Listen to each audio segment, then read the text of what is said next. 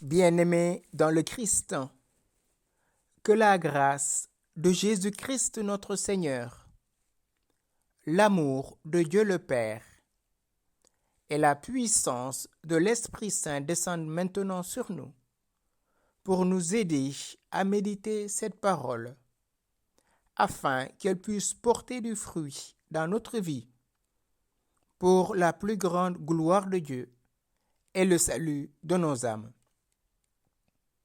En ce premier dimanche de l'année 2023, dimanche dédié à Marie, Mère de Dieu ou Théotokos, j'aimerais méditer avec vous l'évangile de Jésus-Christ selon saint Luc, au chapitre 2, du verset 16 au verset 21. En ce temps-là, les bergers se hâtèrent d'aller à Bethléem et ils découvrirent Marie et Joseph avec le nouveau-né couché dans la mangeoire. Après avoir vu, ils racontèrent ce qui leur avait été annoncé au sujet de cet enfant.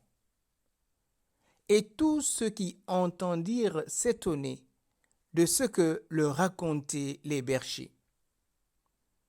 Marie, cependant, retenait tous ces événements et les méditait dans son cœur. Les bergers repartirent, ils glorifiaient et louaient Dieu pour tout ce qu'ils avaient entendu et vu, selon ce qui leur avait été annoncé. Quand fut arrivé le 8e jour, celui de la circoncision, l'enfant reçut le nom de Jésus, le nom que l'ange lui avait donné avant sa conception. Bien-aimés dans le Christ, dimanche dernier, nous avions célébré la nativité de notre Seigneur Jésus-Christ, né de la Vierge Marie. Fête où nous avions médité le prologue de l'évangile de Jean. Au commencement était le Verbe, et le Verbe était auprès de Dieu, et le Verbe était Dieu. Ce Verbe éternel dans le sein du Père s'est laissé voir, s'est laissé toucher, s'est laissé contempler en prenant chair en Marie et en acceptant d'être homme au milieu des hommes. C'est ce que Saint Jean nous rappelle, ce que nous avons vu, ce que nous avons touché de nos mains, ce que nous avons contemplé, nous vous l'annonçons. Ce Verbe fait chair en Marie est le frère de chacun d'entre nous. Comme disait saint Irénée, Dieu s'est fait homme pour que l'homme devienne Dieu. L'homme est appelé à se diviniser par celui qui a pris chair en Marie, le Christ. Et dans cette nuit très sainte, l'ange est envoyé auprès des bergers. Et saint Luc nous disait, dans la même nuit, il y avait des bergers qui vivaient dehors et passaient la nuit dans les champs pour garder leurs troupeaux. L'ange du Seigneur se présenta devant eux, et la gloire du Seigneur les enveloppa de sa lumière. Ils furent saisis d'une grande crainte. Alors l'ange leur dit, « Ne craignez pas, car voici que je vous annonce une bonne nouvelle, qui sera une grande joie pour tout le peuple. Aujourd'hui, dans la ville de David, vous est né un sauveur, qui est le Christ, le Seigneur. Et voici le signe qui vous est donné. Vous trouverez un nouveau-né, emmailloté et couché dans une mangeoire. » Et soudain, il y eut avec l'ange une troupe céleste innombrable qui louait Dieu en disant, « Gloire à Dieu au plus haut des cieux, et paix sur la terre aux hommes qu'il aime. » Luc au chapitre 2, versets 8 à 14. Les bergers ont reçu le message de l'ange. Et voilà, ils se hâtèrent d'aller à Bethléem. Et ils découvrirent Marie et Joseph avec le nouveau-né couché dans la mangeoire. Les bergers, on peut les considérer comme des marginaux parce qu'ils vivent en dehors de la société. Leur métier les empêche de pouvoir adorer, d'aller au temple, d'aller à la synagogue et pratiquer le rituel comme il le faut. Ces bergers passaient la nuit dans les champs et ils veillaient. Ils veillaient sur leurs brebis. C'était leur seule richesse. C'était leur vie. Au moment où tous s'endorment, c'est à eux que le Seigneur envoie son ange. Et tout le temps de l'Avent, frères et sœurs, nous avons entendu Jésus dans les évangiles nous rappeler de veiller.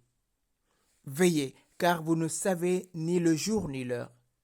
Si le maître de maison savait à quelle heure le voleur viendrait, il ne laisserait pas percer le mur de sa maison.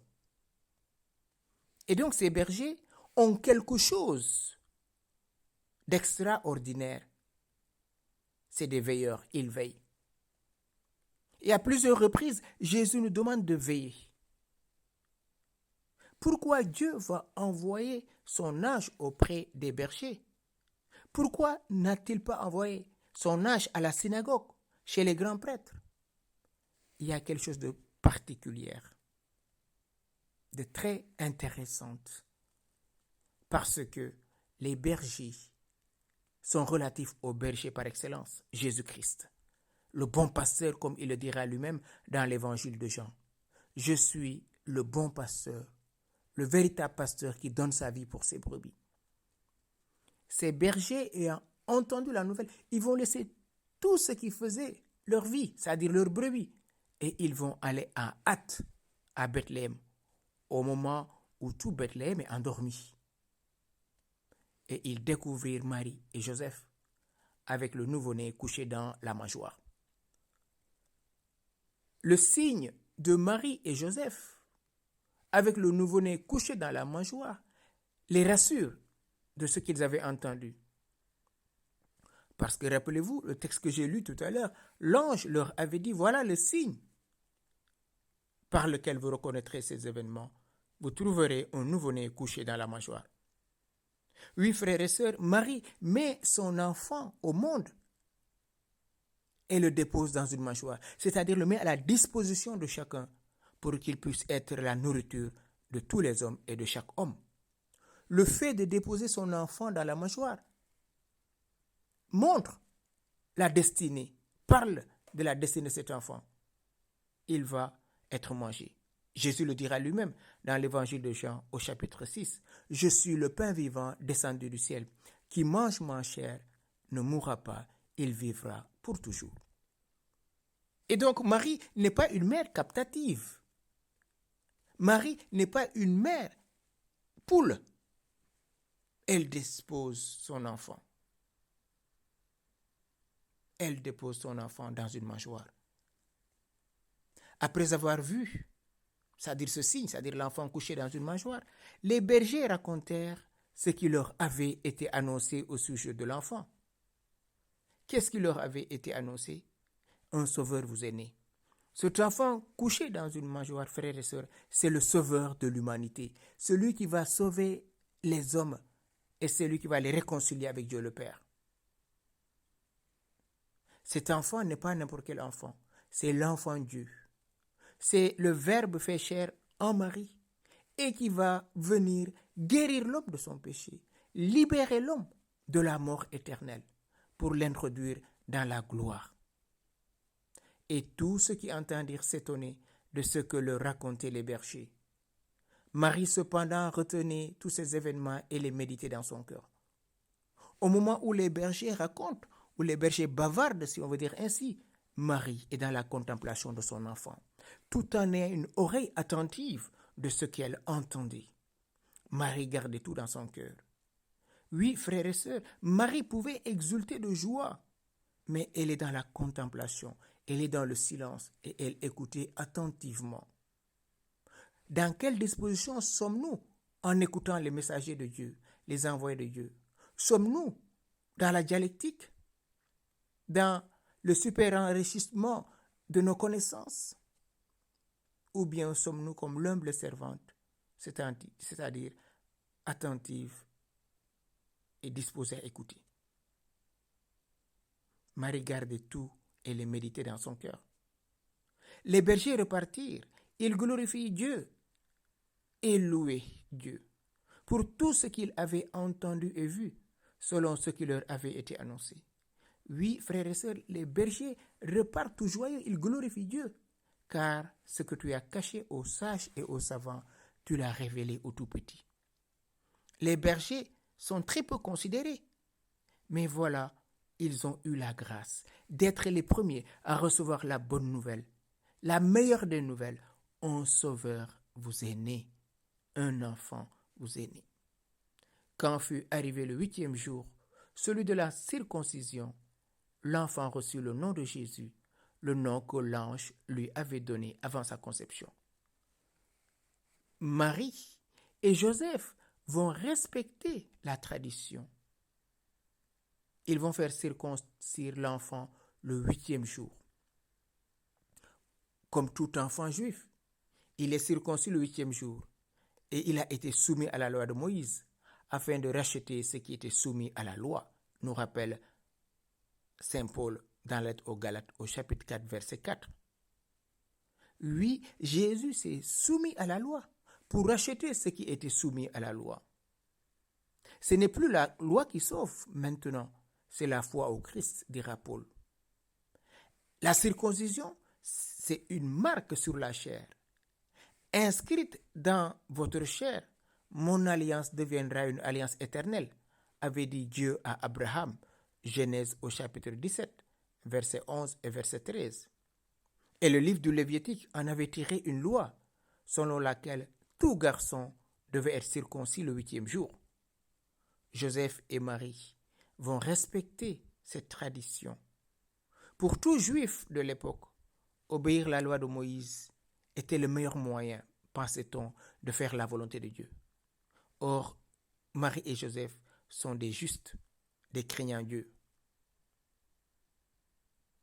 Mais si Jésus accepte cette tradition, si Marie et Joseph acceptent cela, ça nous montre l'ancrage de Jésus dans sa tradition.